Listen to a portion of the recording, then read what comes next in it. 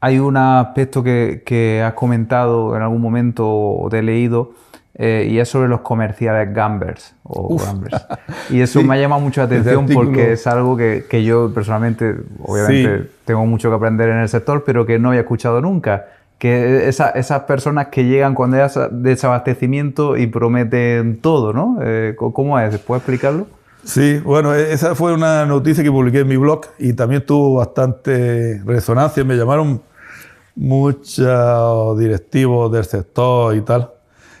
Bueno, gamba es una frase inglesa que significa más o menos jugador de fortuna, ¿no?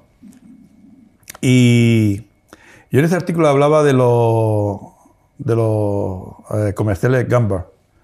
Normalmente esos comerciales son comerciales que están en Países Bajos y bueno, son muy útiles para las empresas porque es el típico comercial que cuando falta producto pues tiene una red de contactos impresionante y empieza a llamar. Y a lo mejor te llama a ti, vamos a poner un ejemplo en mi caso, y así no tenemos que dar nombres. Te llama un comercial que tiene allí su listado y sabe que yo voy a tener calabacino porque nos dedicamos al calabacín, pero calabacino no hay. Eso pasa en invierno, a lo mejor un par de semanas, pero bueno. Y entonces el precio se duplica, se triplica. Claro, cuando los clientes tienen más demanda que oferta y sus comerciales no encuentran producto porque sus proveedores dicen que no tienen, echan mano a este tipo de empresas con este perfil de comercial y entonces son encantadores de serpientes, lo digo en el buen sentido, no lo digo en tono peyorativo. Entonces te llaman, hombre, José Manuel, tal, tiene una verborrea bastante buena, bastante interesante. Te preguntan por la familia, recuerdan todavía que le dijiste que tenía un perro enfermo, oye, ¿el perro qué? ¿Cómo se llamaba? Tal, ¿no? Son encantadores. Para al final decirte, oye, ¿te traes calabacín? Y yo, pues claro, ¿qué le va a decir? Pues yo me dedico a cultivar calabacín. Ah, estupendo, estupendo. Dime qué precio quieres. Te pago el doble, el triple, ¿no? Yo a lo primero, cuando empecé en esto del comercio, porque yo soy técnico, interiormente reconozco que le sentía cierto... detestaba esa figura. Pero después con el tiempo he aprendido a respetarla, porque si existen es porque el mercado los demanda. Y si hay comerciales de gamba, es porque también hay exportadores y productores que especulan. ¿Me entiendes? Entonces, bueno, el huevo o la gallina. Yo soy de las... Y además siempre tengo, cuando aparece esta situación, siempre la conversación es la misma. Y la conversación es, ¿a cuánto me tendrías tú que pagar el producto para que yo, que en estos momentos a mis clientes también les falta, se lo tengo que quitar a ellos? ¿A cuánto? ¿Cuánto vale que yo traicione y les mienta a mis clientes y les diga que en vez de 15 palés solamente tienen 8? O sea, ¿eso qué precio tiene? Que tú me digas, me dices, pero vamos, ¿qué me puedes pagar? ¿El doble? ¿El doble en 15, en 8, en 12 palés? ¿Eso qué significa? Eso no significa nada en una campaña. ¿Me entiendes? Pero son muy buenos, saben, ¿me entiendes? Y es cierto que, bueno, si existen también es porque tenemos tendencia también a veces a especular. Yo creo que si fuéramos más comprometidos, yo siempre he pensado que si tú no estás contento con tu cliente, no trabajes con él. Pero no lo engañes.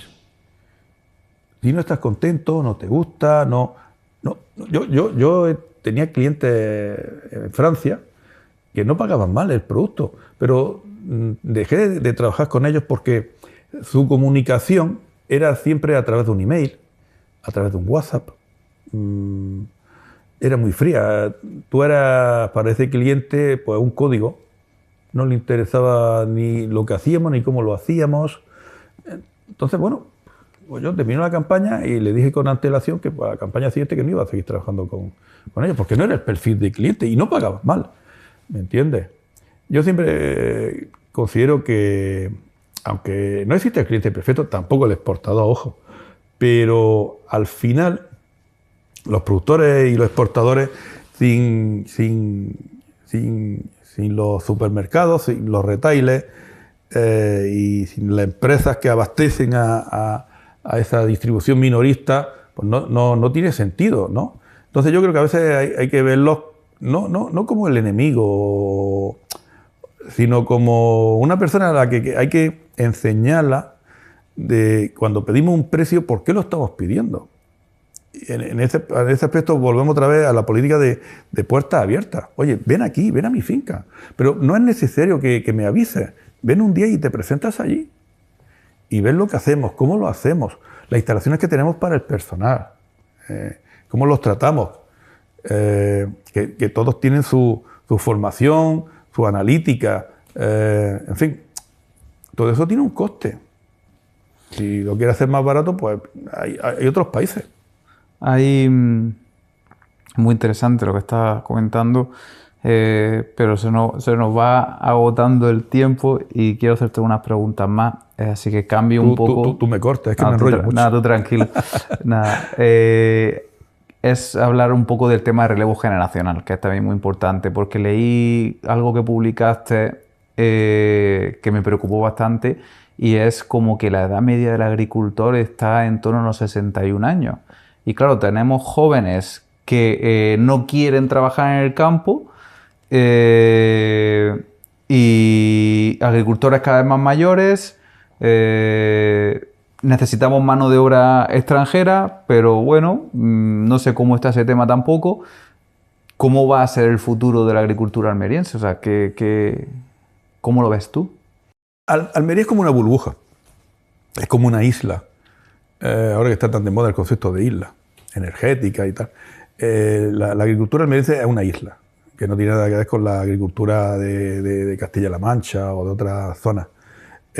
Somos una agricultura que es otra cosa que tenemos que poner en valor, como un atributo de nuestra agricultura. Somos la agricultura más redistributiva que existe, no te diría en Europa, te diría que a nivel mundial.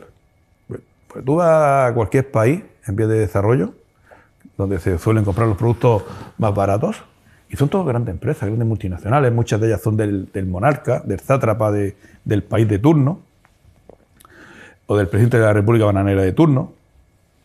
Pero es que la agricultura de Almería, los dueños de la agricultura de Almería son más de 15.000 familias. 15.000 familias, ¿me entiendes? Entonces, con todas las familias de la industria auxiliar. Exactamente. Claro. Solamente de propiedad, de agricultores. Entonces, eso también hay que ponerlo en valor, ¿me entiendes? Que creo que se podría hacer más y mejor, pero estamos en el camino. Y luego, claro, el problema del relevo generacional es que... ¿Cómo convencer? La agricultura en Europa está mal vista. Contaminamos, no te digo ya desde algún sector en Europa lo que dicen de los agricultores de Almería, ¿me entiendes? Cuando les interesa sacar el comodín de la cabaña del Tioto, ¿me entiendes? Y luego tenemos que hacerla atractiva y sobre todo tenemos que hacerla que sea rentable. Si no es rentable, estamos aquí hablando de muchos aspectos, pero se nos está olvidando uno, que es el principal. Y es que si la agricultura no es rentable, todo lo demás sobra. Podemos ser muy sostenibles, muy 4.0. Totalmente. Pero si no es rentable, todo lo demás sobra. Totalmente. Entonces tenemos que hacerla atractiva. El agricultor de Almería tiene que ejercer su dignidad. Ejercerla. Y cuando vayamos por ahí, ejercerla y con orgullo y sin complejos. Que tenemos cosas que son mejorables, por supuesto, pero también se han hecho cosas en los últimos 20 años de una forma impresionante. Si hay un perfil de agricultor que se puede adaptar, que es resiliente, otra palabreja ahora muy de moda y tal, es el agricultor de Almería. ¿me entiendes? Y eso también lo tenemos que poner en valor y tenemos que creérnoslo, ¿no? Y después proyectarlo y difundirlo y ejercerlo. Nadie no lo va a dar gratis. Entonces, pues la agricultura, pues para que haya relevo generacional, pues tiene que ser rentable para esa gente joven, que no se tengan que ir a un Madrid, a un Barcelona, a veces detrás de una barra poner copas. Entonces, algo estamos haciendo mal. ¿Hay algún proyecto que conozcas que se esté llevando a cabo en el sector hortofrutícola que te motive o te ilusione, que veas como positivo a nivel futuro? Sí, hombre.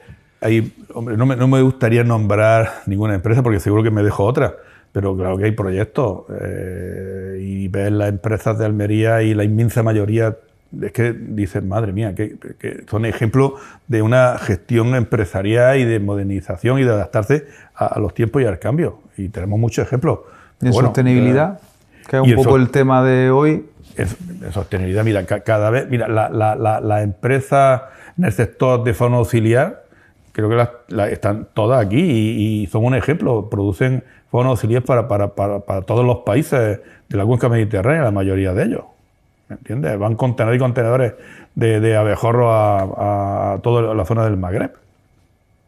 Y luego empresas, pues hay empresas que lo están haciendo, la mayoría lo están haciendo muy bien. El tema de Mabe, por ejemplo, de las desgracias después y como en ese tiempo récord. Increíble. El tema de Única, el proyecto que están haciendo ahí en el Pita.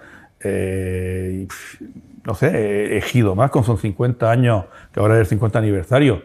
Pero ahí siguen invirtiendo en sostenibilidad, modernizando sus instalaciones. Sí. La verdad es que tenemos un sector empresarial del que mostrarnos orgullosos, la verdad. Si nos lo queríamos un poco y nos uniéramos un poco más, seríamos invencibles.